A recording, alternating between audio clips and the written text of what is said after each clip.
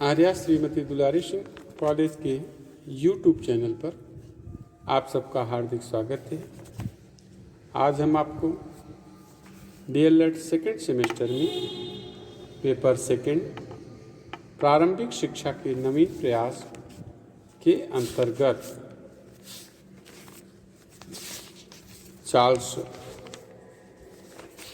Charles board के घोषणा पत्र का मूल्यांकन पर हम आज चर्चा करेंगे, जिसमें घोषणा पत्र के गुण और दोष मुख्य रूप से हैं। पिछले वीडियो में हमने आपको बोर्ड का घोषणा पत्र और उनकी प्रमुख सिफारिशों के बारे में बताया था। तो चलिए शुरू करते हैं आज का टॉपिक। तो सबसे पहले बोर्ड के घोषणा पत्र के गुणों को देखते हैं। सबसे पहला पॉइंट है कि शिक्षा की निश्चित नीति और दिशा का निर्धारण। भारतीय शिक्षा के क्षेत्र में अब तक चली आ रही अनिश्चय की नीति को समाप्त करके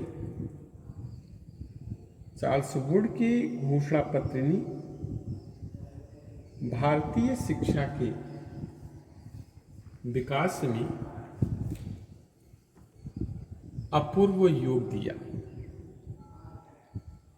और इस घोषणा पत्र ने शिक्षा की एक निश्चित नीति का निर्धारण किया और शिक्षा को एक निश्चित दिशा प्रदान किया।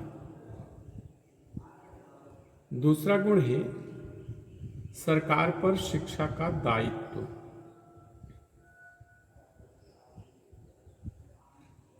बोर्ड के घोषणा पत्रों के द्वारा पहली बार यह स्वीकार किया गया कि भारत के लोगों की शिक्षा का उत्तरदायित्व सरकार पर है। तीसरा, व्यापक और व्यवस्थित शिक्षा योजना। घोषणा पत्र के द्वारा पहली बार एक व्यापक और व्यवस्थित शिक्षा योजना देश के सामने प्रस्तुत की गई। चौथा है जनसाधारण की शिक्षा पर बल। शिक्षा में छनाई के सिद्धांत को अस्वीकार करके जनसाधारण की शिक्षा पर बल दिया गया। जैसा आप लोगों को पता भी है कि शिक्षा का छनाई सिद्धांत जो था, उसमें ये कहा गया था कि शिक्षा की व्यवस्था केवल उच्च वर्गों के लिए किया जाए, जिनसे छन छन करके शिक्षा निम्न वर्ग तक अपने आप ही पहुंच जाएगी। तो बोर्ड के घोषणा पत्र के द्वारा शिक्षा का जो छनाई सिद्धांत था या शिक्षा का निस्यंदन सिद्धांत था, उसका समापन करके जनसाधारण की शिक्षा पर बल दिया गया। पांचवा है विश्वविद्यालय शिक्षा का सूत्रपात। बोर्ड के घोषणा पत्र में भारत में विश्वविद्यालय शिक्षा की आधारशिला रखी। विश्वविद्यालयों की स्थापना और उनके प्रशासन व कार्यों पर प्रकाश डालकर घोषणा पत्र ने उच्च शिक्षा में महत्वपूर्ण योगदान दिया। इसके बाद में है शिक्षा विभाग की स्थापना। बोर्ड की घोषणा पत्र ने शिक्षा विभाग की स्थापना करके शिक्षा को सुव्यवस्थित और सुसंगठित रूप प्रदान किया। सातवां है सहायता अनुदान प्रणाली का श्री गणेश। घोषणा पत्र ने सभी प्रकार के विद्यालयों के लिए सहायता अनुदान प्रणाली स्वीकार करके शिक्षा के विस्तार की गति को तीव्र बनाया।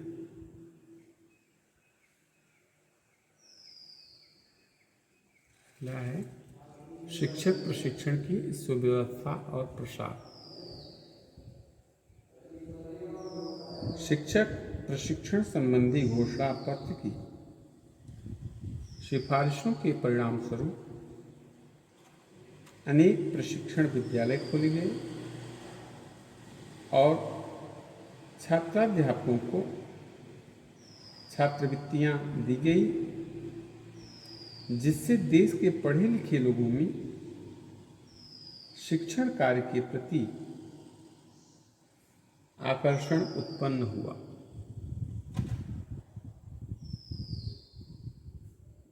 अगला है व्यावसायिक शिक्षा पर बल। घोषणा पत्र ने व्यावसायिक शिक्षा संस्थाओं की स्थापना का सुझाव देकर बेकारी की समस्या को हल करने का प्रयास किया।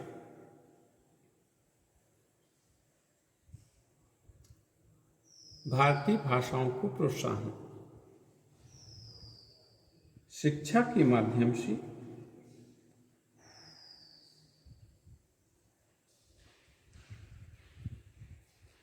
शिक्षा के माध्यम के विषय में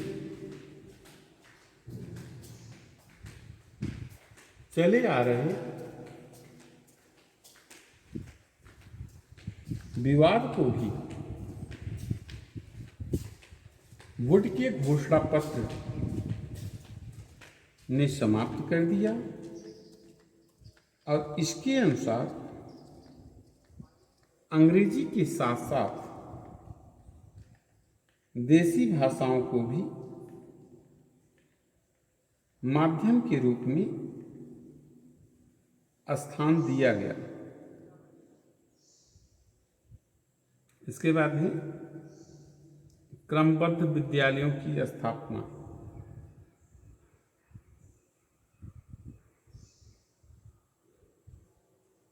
घोषणा पत्र के क्रमबद्ध विद्यालयों के सुझाव से शिक्षा प्रसार के कार्य को बहुत प्रोत्साहन मिला।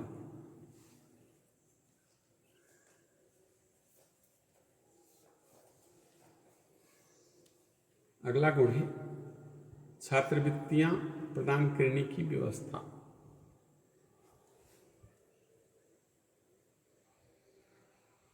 घोषणा पत्र में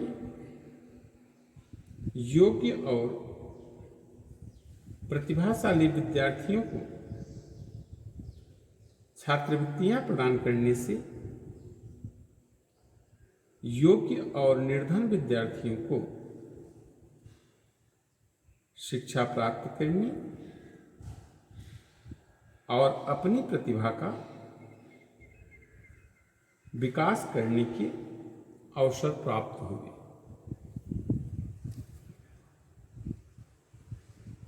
अगला है निस्यंदन सिद्धांत की अस्वीकृति,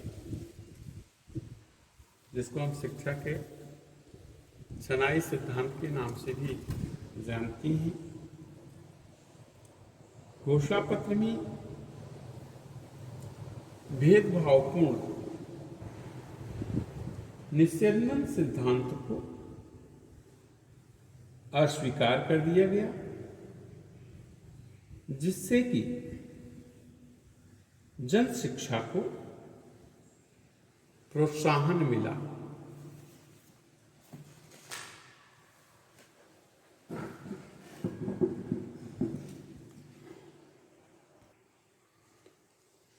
अगला है धर्मनिरपेक्ष शिक्षा की व्यवस्था। बोर्ड की घोषणा पत्र के द्वारा धर्मनिरपेक्ष शिक्षा संस्थाओं को अनुदान देने की बात कही गई, जिससे देश में धर्मनिरपेक्ष शिक्षा का प्रारंभ हुआ। अगला है सरकारी नौकरियों में शिक्षित व्यक्तियों को प्राथमिकता।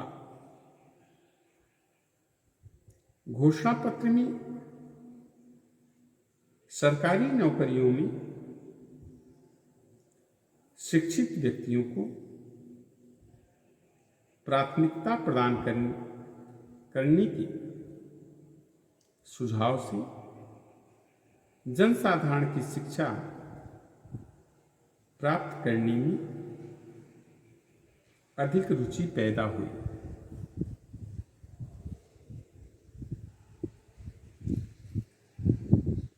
इसके बाद है स्त्री शिक्षा के प्रसार पर बल। घोषणा पत्र में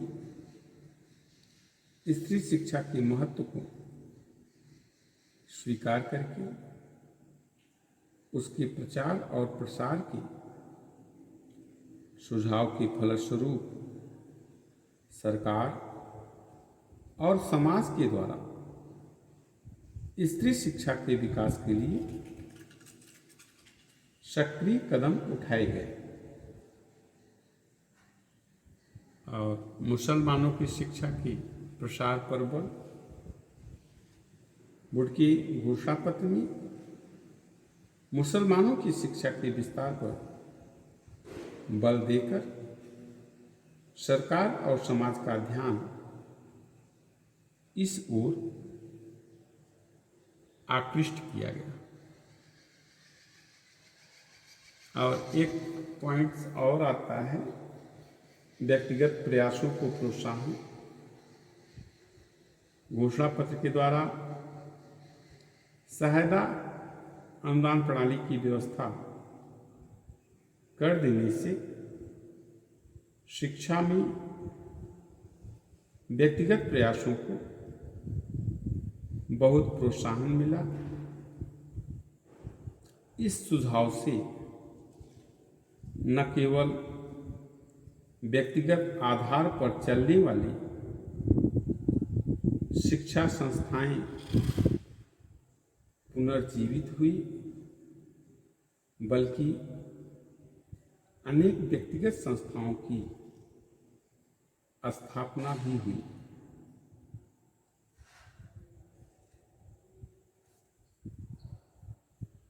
आइए आगे देखते हैं चार्ल्स वुड की घोषणा पत्र के दोष अथवा कमियां। तो सबसे पहला दोष है शिक्षा के संकीर्ण उद्देश्य।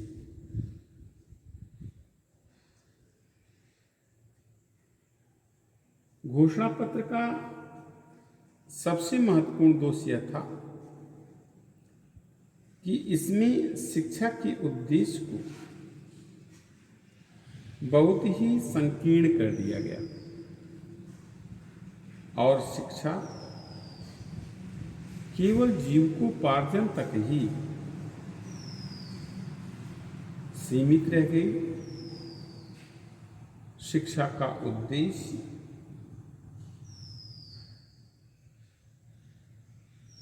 व्यक्तित्व का विकास, देश प्रेम,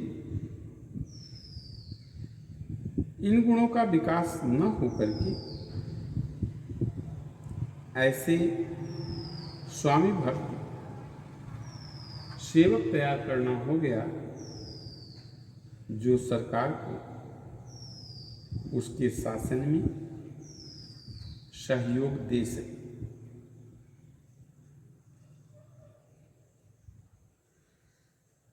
घोषणा पत्र के निर्माताओं का उद्देश्य यह नहीं था कि शिक्षा नेतृत्व प्रदान करने के लिए हो। शिक्षा भारत की औद्योगिक प्रगति के लिए हो। शिक्षा मातृभूमि की रक्षा करने के लिए हो। संक्षेप में, शिक्षा स्वतंत्र राष्ट्र के नागरिकों की आवश्यकताओं को पूरी करने वाली है। दूसरा है शिक्षा राज्य के पूर्ण नियंत्रण में। घोषणा पत्र ने शिक्षा को पूर्णतः राज्य के अधीन कर दिया, जिससे उस पर नौकरशाही का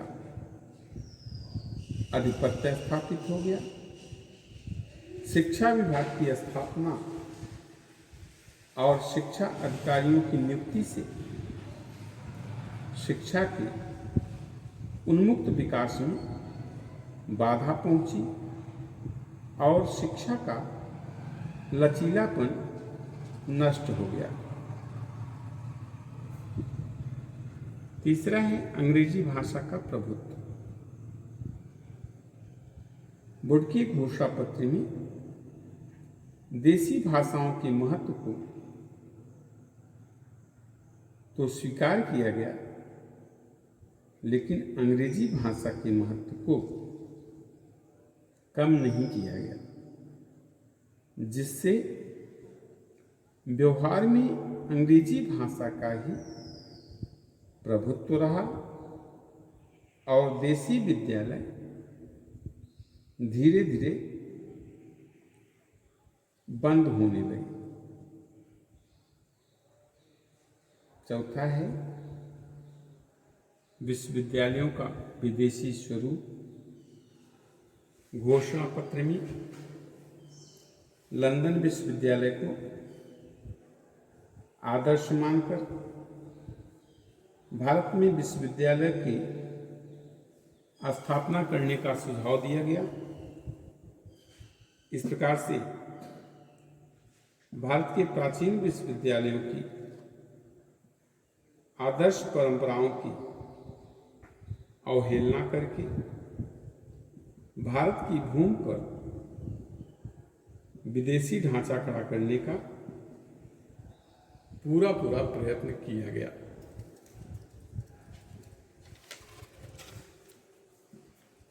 अगला है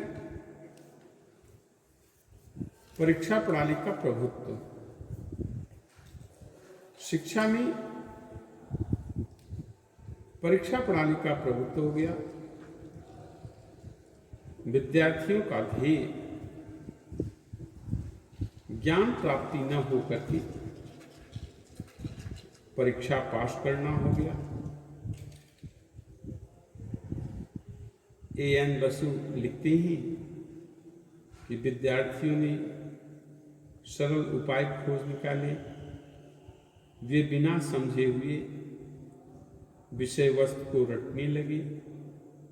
साथ ही उन्हें इस कार्य में सहायता देने के लिए बाजार में पुस्तकों की कुंजियों और टीकाओं की बाढ़ आ गई। अगला दोष है सहायता अनुदान प्रणाली की कठोर शर्तें। सहायता अनुदान प्रणाली से कोई विशेष लाभ नहीं हुआ। यह अनुदान केवल उन विद्यालयों को मिल सकता था जो शिक्षा विभाग की शर्तों को पूरा करें। देसी विद्यालय निर्धनता के कारण इन शर्तों को पूरा करने में असमर्थ थे, अतः उनको इससे कोई लाभ नहीं हुआ और वे बंद होने लगे। इसके अतिरिक्त सहायता अनुदान से अप्रत्यक्ष रूप से गैर सरकारी विद्यालयों पर सरकार का नियंत्रण स्थापित हो गया। अगला है धर्म की उपेक्षा। घोषणा पत्र में धर्म को शिक्षा से अलग करके प्राचीन भारतीय आदर्शों पर बहुत ही बड़ा आघात किया, जिसके कारण भारतीय जीवन में आध्यात्मिकता का लोप हो गया और उसके स्थान पर भौतिकता को बढ़ावा मिला। भारतीय साहित्य और संस्कृति की उपेक्षा। घोषणा पत्र में प्राचीन भारतीय साहित्य की उपयोगिता को स्वीकार किया गया। शिक्षा के मुख्य उद्देश्य के अंतर्गत भारतीय संस्कृति के विकास के महत्व को कम कर दिया गया और अंग्रेजी का मुख्य उद्देश्य भारत में पाश्चात्य सभ्यता और संस्कृति का विकास ही करना था। अगला है धर्मनिरपेक्ष शिक्षा का दिखावा। घोषणा पत्र में धर्मनिरपेक्ष शिक्षा प्रदान करने की बात कही गई, लेकिन व्यवहार में ऐसा कुछ भी नहीं था। ईसाई मिशनरियों की मांग पर इस शिक्षा नीति में उन्हें धार्मिक शिक्षा देने में छूट दी गई। बाइबल की शिक्षा देने में कोई रोक टोक नहीं था। इस प्रकार विद्यालयों में किसी भी धर्म की शिक्षा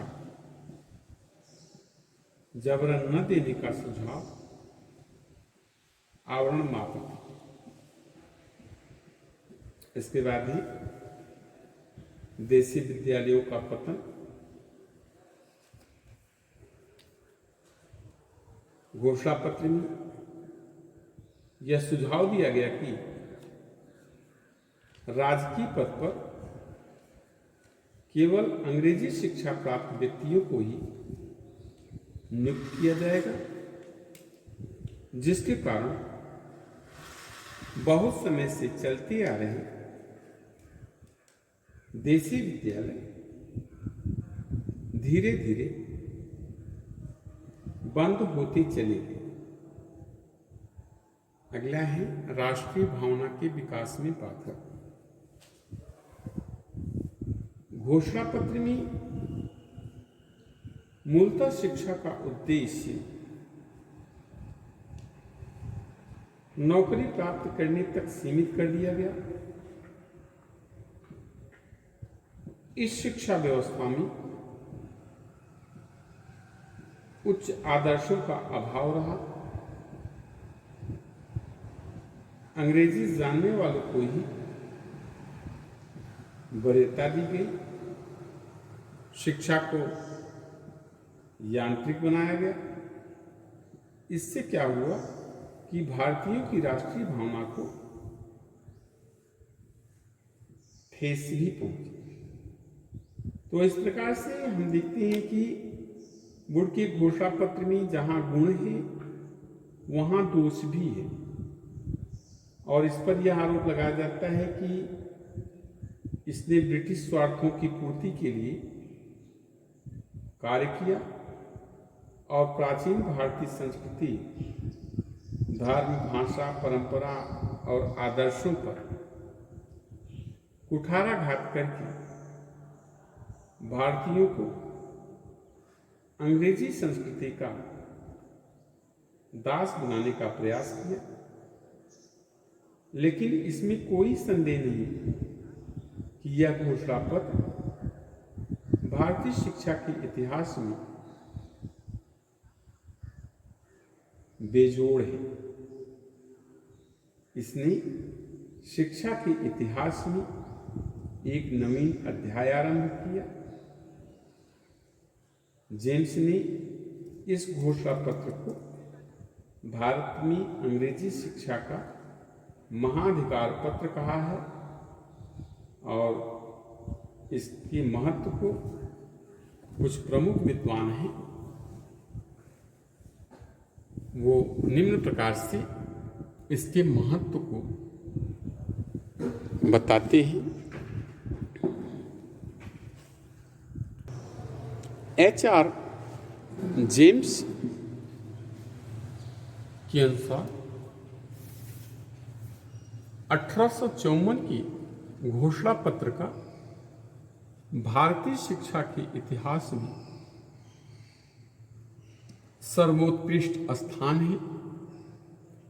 जो कुछ इससे पूर्व हुआ वह इसकी ओर संकेत करता है, और जो कुछ इसके बाद हुआ वह इससे निकला है।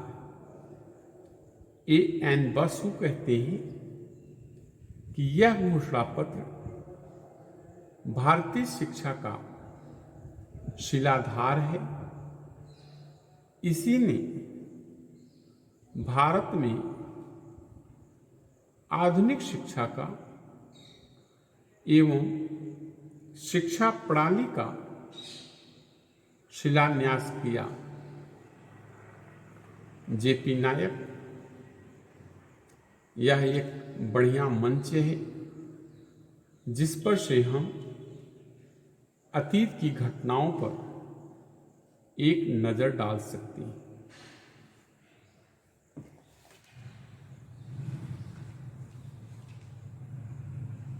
तो वुड के जो घोषणा पत्र थे उनके सुझाव मौलिक और क्रांतिकारी थे। निश्चय ही इसने भारतीयों के सामने शिक्षा की एक व्यापक और विस्तृत योजना प्रस्तुत की। कुछ सीमा तक इसने आधुनिक शिक्षा प्रणाली का भी शिलान्यास किया, लेकिन फिर भी इसे शिक्षा का महाधिकार पत्र नहीं कहा जा सकता। तो आज बस इतना ही, और ये चार्ल्स वुड का घोषणा पत्र का मूल्यांकन, जिसमें मैंने वुड के घोषणा पत्र के गुण और दोषों पर चर्चाएं किया। अगले वीडियो में हम आपको एक नया चैप्टर भारतीय शिक्षा आयोग हंटर कमीशन में आपको हम आयोग की नियुक्ति, आयोग के उद्देश्य, कार्यक्षेत्र, आयोग का प्रतिवेदन और आयोग की प्रमुख सिफारिश और सुझाव पर हम चर्चा करेंगे। आशा करते हैं कि आपको हमारे द्वारा बताई गई बातें समझ में आएंगी। तो चलिए मिलते हैं हम आपसे अगले वीडियो में। तब तक के लिए धन्यवाद।